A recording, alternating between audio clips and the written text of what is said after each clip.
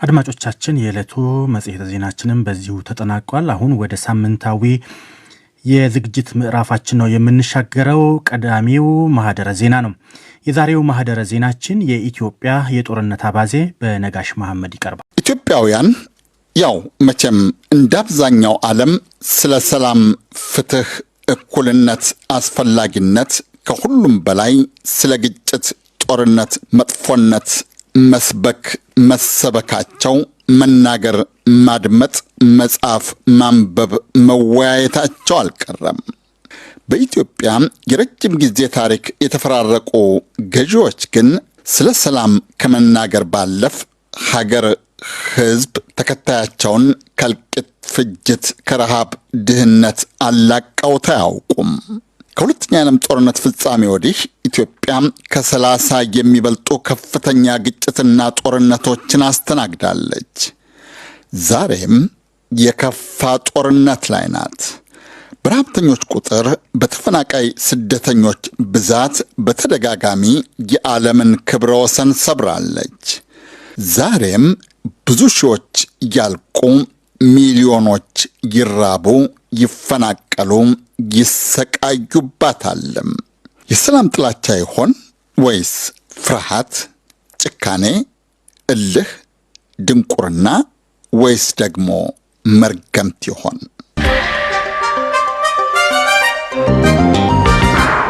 የኢትዮጵያና የኤርትራ መንግስታት ጦር፣ የአማራ ልዩ ኃይልና ሚሊሻ ባንድ ወገን፣ የህዝባዊ ወያኔ ሓርነት ትግራይ ህወሓትና ተባባሪዎቹ ኃይላት በሌላ ወገን ሆነው ትግራይ ላይ የገጠሙት ጦርነት ዓመት ሊደፍን 3 ቀን ቀረው።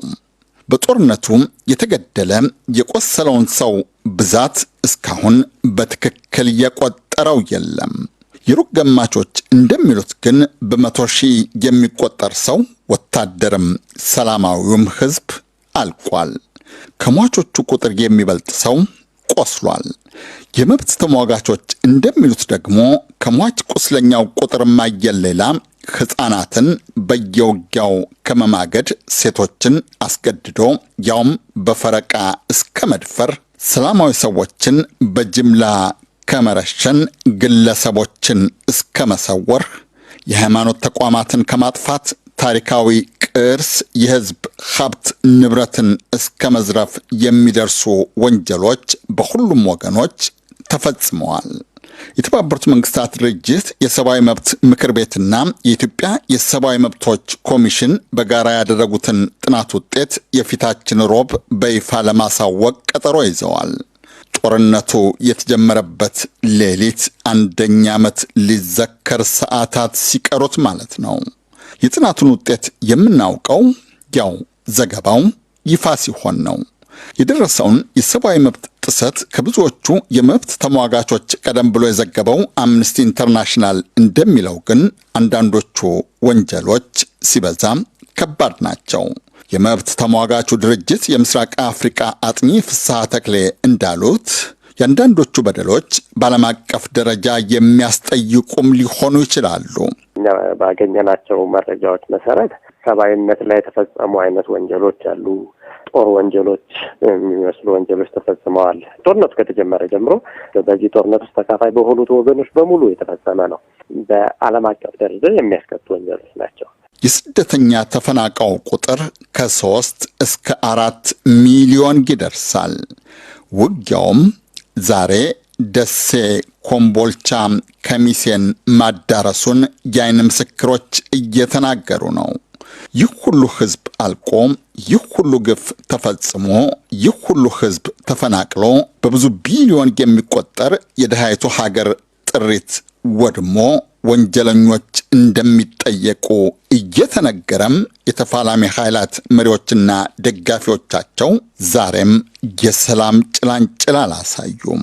ይልቅዬ ህዝቡን ለተጨማሪ ውጊያ ጦርነት እየቀሰቀሱ ለቀጣይ ዘመቻ እያደራጁ አንዱ የሌላው ውድቀት መቃረቡንም በየመገናኛ ዘዴዎቻቸው እየነገሩን ነው። አሸባሪው ህወሓት አሁን ተጠራርጎ ሊወጣ አፋፍ ደርሶና ጣረሞት ይዞት በመንፈራገጥ ላይም ይገኛል። ጠቅላይ ሚኒስትር አብይ አህመድ ትናንት አስተላለፉት የተባለው መልእክት የቀድሞ ጠቅላይ ኤታማዦር ሹም ጀነራል ጻድቃን ገብረትንሳኤ ባንጻሩ ድርድር የለም አይነት አሉ። ትናንትና ቢኖርስ ከማን ጋር ጠየቁም። ከእንግዲህ በኋላ የድርድር ጉዳይ የሚባል ነገር ሲነሳል ወይ የሚል ጥያቄ ነው የሚመለሰው። ጦርነቱ እያለቀ ነው። በጦርነቱ እያለቀ ነው ያለው። ከማን ጋር ነው የምንደራደረው? የጤና ይሆን አናውቅም። የምናውቀው የጦርነቱ አውድ እየሰፋ የሚሞት የሚቆስል የሚጎዳው ህዝብ ቁጥር እየጨመረ የሚጠፋው ሀብት ንብረት መጠን እየናረ መምጣቱን ነው። የምናውቀው ተፋላሚ ኃይላት በተለይ ለሰላማዊ ሰዎችና ተቋማት ጥንቃቄና ጥበቃ እንዲያደርጉ የመብት ተሟጋች ድርጅቶች በተደጋጋሚ የሚያደርጉት ጥሪ ጆሮ ዳባ ልበስ መባሉን ነው። ጥያቄው ግን ዛሬም ቀጥሏል። በጦርነት ተሳታፊ ያልሆኑ ወገኖች ሰላማዊ ሰዎች ወይም ሲቪሊያን የሚባሉት ላይ ጉዳት እንዳይደርስ ከፍተኛ ጥንቃቄ እንዲያደርጉ በሁለቱም ወገን ስንጠይቅ ነበረ። አጋጣሚ ሆኖ እሱ እንግዲህ አልተሳካም በብዙ ቦታዎች ላይ። ስለዚህ እንግዲህ አሁን ጦርነቱ የቀጠለ ነው። ወደ ተለይ በዚህ በደሴ በኮምቦልቻ እና ወደ በወሎ መስመር እየቀጠለ እንደሆነ ነው የሚነገረው እና የሚሰማው። በዚህ ሁኔታ እንግዲህ ሲቪሊያን ወይም ሰላማዊ ሰዎች ተጎጂ መሆን የለባቸውም። ከባድ መሳሪያዎች፣ ከርቀት የሚወረወሩ መሳሪያዎች የሲቪሊያን ተቋማት፣ የሰላማዊ ሰዎች መጠቀሚያ ተቋማት ላይ ትምህርት ቤት፣ የጤና ወይም ሌሎች መሰል ተቋማት፣ የሃይማኖት ተቋማት ላይ እንዳያርፉ ሁሉም ጥንቃቄ ማድረግ እንዳለባቸው ነው የምናሳስበው። የውይይት ድርድር አማራጭም ተደፍልቋል። የሚገርመው የሀገር ሽማግሌ፣ አብዛኛው ምሁር፣ የሃይማኖት አባት የሚባሉ ወገኖችም አንድም ከየተፋላሚ ወገኖች ጋር መለጠፋቸው አሊያም የኃይለኞችን የመገዳደል መጠፋፋት ዛቻ፣ ፉከራ፣ የደካሞችን ዋይታ ለቅሶ እንደ ተራው ሰው ለማድመጥ ተራ መያዛቸው ነው። ኢትዮጵያ በ1933 ከኢጣሊያ ወረራ ነፃ ከወጣች በኋላ በትንሽ ግምት የሶማሌ፣ የሱዳን ኋላ የኤርትራ መንግስታት በቀጥታ የተካፈሉበት፣ ከ50 የሚበልጡ ሸማቂዎች የተሰለፉበት፣ ከ30 በላይ ትላልቅ ግጭቶችን ወይም ጦርነቶችን አስተናግዳለች።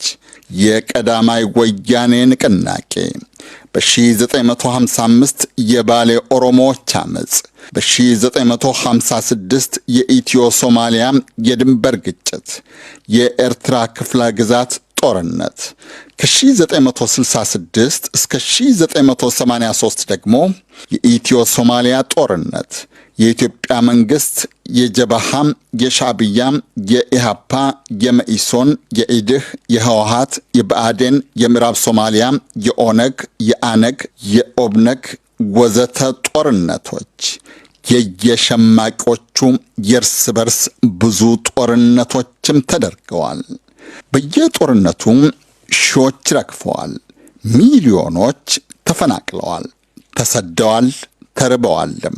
እስከ 1980ዎቹ መጀመሪያ በነበረው ጊዜ በየአካባቢያቸው የነበሩ ተቀናቃኞቻቸውን በጦርነት ደፍልቀው ወይም በየአካባቢያቸው አብጠው የኢትዮጵያ መንግስት ጠንካራ ተፋላሚዎች መሆናቸውን ያረጋገጡት ሻዕቢያና ህወሓት በ1983 የአስመራና የአዲስ አበባ አብያተ መንግስታትን ሲቆጣጠሩ የዘመናቱ ጦርነት እልቂት፣ ፍጅት፣ ስቃይ፣ ሰቆቃ ፍጻሜ መሆኑን አውጀው ነበረ። እኛ ጦርነትን በቴሌቪዥን አይደለም የምናውቀው። እኛ ጦርነትን በወሬ አይደለም የምናውቀው። እኛ ጦርነትን በተቃጠሉ ቤቶች ነው የምናውቀው። ባለቀ ህዝብ ነው የምናውቀው። በተጨፈጨፈ ወጣት ነው የምናውቀው። ከእንግዲህ ወዲያ እዋጋለሁ የሚል ካለ መንገዱን ጨርቅ ያርግለት። እኛ እንዋጋም። በቅቶናል፣ ሰልችቶናል፣ መሮናል።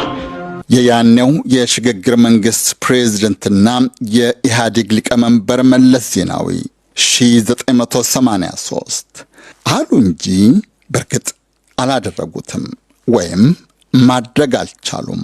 አዲስ የመሰረቱት የሽግግር መንግስት ዓመት ሳይሞላው የሽግግር መንግስቱን ከመሰረቱት የፖለቲካ ቡድናት ከሁለተኛውና ትልቁ ከነበረው ኦነግ ጋር አዲስ ውጊያ ገጠመ።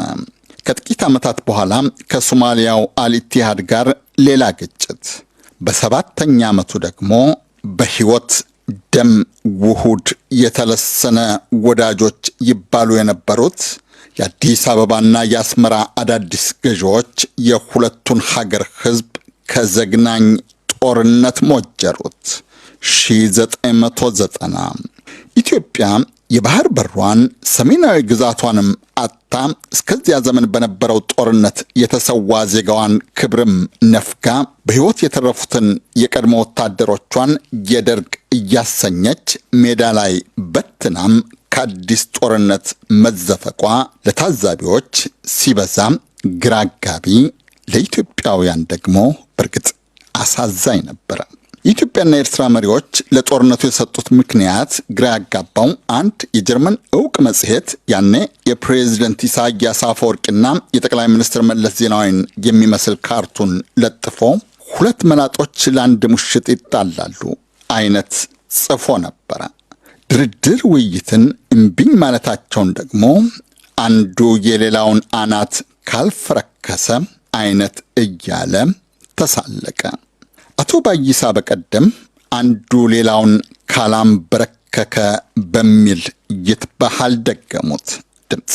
ኢትዮጵያ ውስጥ ባህሩ ምንድን ነው? አንዴ ጥላቻ ከጀመርክ ጠላትህን ማንበርከክ፣ መስበር፣ ማስወገድ አለብን። መጽሔቱ እንደገመተው ያኔው ውጊያ በተጀመረ በሁለተኛ ዓመቱ አንዱ የሌላውን አናት ሲፈረክስ አበቃም።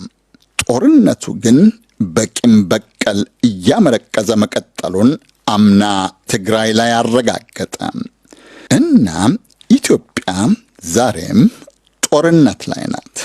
የጦርነቱ ሰበብ ምክንያት ከዚህ ቀደም እንደነበሩት ብዙ ጦርነቶች ሁሉ ብዙ ነው።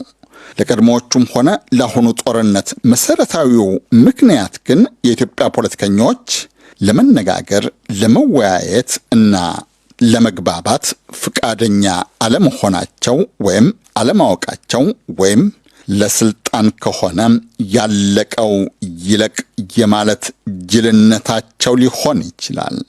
አቶ ባይሳ ግን የውይይት ድርድር ባህል አለመኖር ይሉታል። ችግሩን ሞር ያባባሰውና አሁን የደረስንበት ደረጃ ላይ ደረስነው ቁጭ ብሎ ከተፋላሚ፣ ከተጻራሪ፣ ከተቃራኒ ኃይል ጋር ተነጋግሮ የተለያየ ሐሳብን እያስተናገዱ አብሮ መኖር መቻል ባህል ስለለም ብቻ ነው ዙሪያ ያደረስነው ብዬ ገምታለሁ።